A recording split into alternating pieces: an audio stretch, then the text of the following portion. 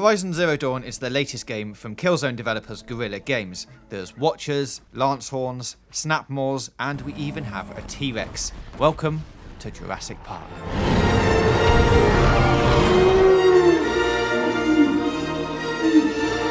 Sorry, welcome to our review. I'm James from GamesRadar, and joining me is Zoe. Hey, Zoe. Hi. So you've poured over 40 hours into this game. Oh my god, yes. What's it all about? Oh, it's so great. So you're Aloy in a post-apocalyptic world filled with mechanical animals, tribes who are scattered throughout the land, and this mysterious corruption which is turning all these robotic machines into kind of crazed versions of themselves. So it means they're attacking everyone they see, they're generally a lot stronger and terrifying, and the disease is only spreading. So, as Aloy, you're set to go and find out the source and stop it. Okay, and it is Aloy, isn't it? The game is very clear about Aloy, pointing not that out. Alloy. No. Aloy. Very important distinction to make. Okay, so in terms of gameplay, it is a giant open world, more comparative to things like Skyrim and The Witcher. Oh, definitely. Like, it is absolutely massive. There's so much to do as well. So you have main quests, and then you got side quests, errands, just quick jobs to run. There are tall necks to climb up of, so you can discover more locations across the map. There are these cauldrons, which are like big, really high-level dungeons where you can fight tons of like robotic machines in. There's hunting challenges, so if you don't like combat, you can just test out your skill with a bow and arrow and try and hunt down as many animals in like a set time period as you want. Okay. Or you can take out bandit camps and just decide that you want to cleanse the earth of some horrible humans instead of fighting actual robots. A lot of the fun in Horizon comes from fighting giant robotic animals, because there is nothing like the satisfaction when you take down like a terrifying Snapmaw, which is a really big robotic crocodile. Nothing matches up to the feeling that you get when you triumph over something that has been terrifying you from a distance for so long. But yeah, killing the robotic machines also gets you resources which you'll need to use for crafting arrows, upgrades to your resources and weapons packs and things like that, and collecting these things called shards, which are like the currency that Horizon Zero Dawn uses. So if you wanted to, you don't have to fight animals, but you're going to be at a significant disadvantage if you don't. Also, you won't be able to progress in the story at all, because funnily enough, it is hinged around killing robots. Right. So all the main missions you get are basically go and find these robots and kill them?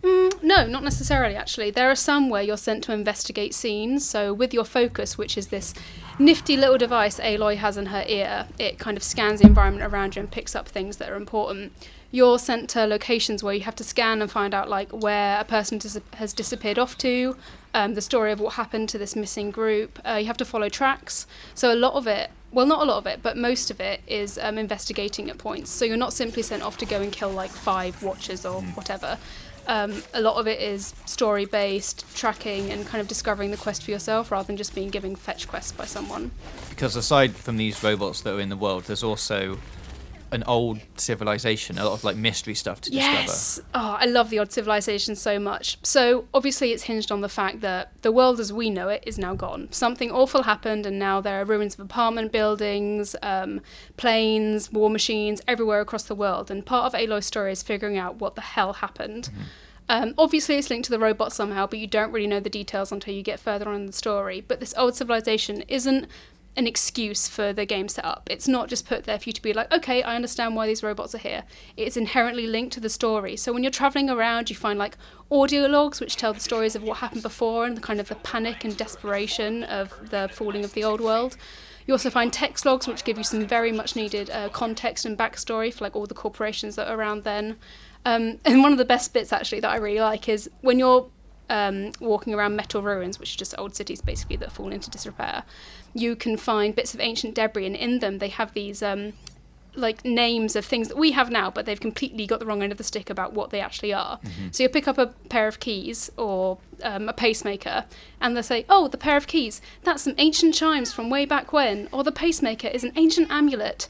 And like it's a really small thing, but just seeing those kind of humorous descriptions really makes a difference. It kind of adds a light-hearted touch to what otherwise is a really kind of twisted story about how we messed up the world and we suffered for it. All right, well, that sounds great. Also, what is great is fighting the animals. Oh my god, yes. But it's not just like a simple go and smash it with a stick. There's tactics for different ones that you meet along the way. Absolutely. If you don't diversify your combat range and kind of switch out armors every now and again, you're going to die so quickly. Which, admittedly, happened to me a lot at the beginning because I was very stubborn that I wanted to stay with stealth. So yeah, each monster requires a different outlook. Although you can stealthily take down a Watcher or a Strider, which are like low-level beasts, if you try and stealthily take down a Thunderjaw, which is that massive T-Rex you so hilariously mentioned at the beginning of the video, you're going to just get trampled on and die. So you get once you've found a beast in the wild, you could scan it with your focus, which I mentioned before, and it highlights the weaknesses, its vulnerabilities, and also its strengths. With some of the monsters, you can even like power off some of its components, so you can shoot off the machine gun and use it against the bot. But yeah, it's absolutely incredible. Like, you really have to change exactly what you do to try and kill all the monsters. One set approach is not going to work. And what are the actual weapons you get like? So you've got your bow. Uh-huh. Do you get guns at all? Only if you catapult them off the back of a really big powered monster. Right. You have a sling, which you can use to fire bombs and stuff, which will create area of effects and generally make life a misery for your enemies, which is fab. You also have what's called a sharpshooter bow, which is like a more higher powered version of your ordinary bow, which you use for precision shots. You can equip it with armor blasting arrows, so it will get rid of all the armor on the people that you're fighting and the robots too. There are also fantastic things like the tripcaster, which you'll use to set up a tripwire between 2 points, which you can then lure your enemies into and electrocute them or set them on fire, which is super fun to watch. Okay, so that's the monsters taken care of, but also in the world there are different tribes that you have to do missions for and interact with as well, right? Yep, indeed. So there are 4 of them. There's you, the Nora, which are kind of hunters, trackers, very much in with the wilderness types. They live in a matriarchal society which hasn't been kind to Aloy because she's motherless, and motherless in a matriarchal society, not a good mix. There are also the Kaja, which are like these proud, very industrious folk, but in the past they've used slave labour. So they're just coming out of that period now, which has created a lot of tension in their community and also the wider outreach in the area. Because understandably, there are some people who are quite invested in the slave trade. Who would have thought it?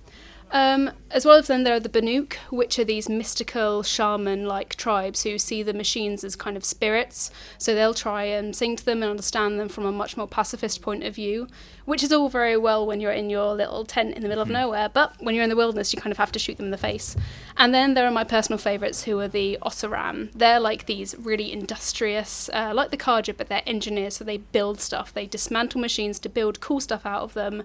Very Nordic, they really don't care what they say, and if you get offended by it, if this were a fantasy world, they'd definitely be the dwarves. Right. But yeah, they're absolutely awesome. So it sounds like there's loads to do. Oh god, and yes. Obviously there's different approaches you can take. You can take stealth, or you can take straight in there with the action. You've obviously really enjoyed it. Yes, definitely. What would you say in terms of score are we putting on it? Oh, certainly 4.5 out of 5. It's a fantastically created world. There's just so much to do, and you can pretty much mix and match to fit how you want to play it. If you don't want to do the main storyline, there's quests which are equally as narratively interesting, and the world itself just looks plain pretty. Like, it's stunning. Aloy's hair was enough to send me into raptures for the first 5 minutes of the game, but you can pretty much look across the landscape, see something, and then go and figure out what the hell it is. There's just so much to do, and it makes Horizon Zero Dawn an absolutely fantastic game. Okay, thanks Zoe. That's our review of Horizon Zero Dawn. For more content from us, click on the boxes to the left. Let us know what you think in the comments below, and don't forget to hit the big button in the middle to subscribe for more gaming news, reviews, previews and features right here on GamesRadar Plus.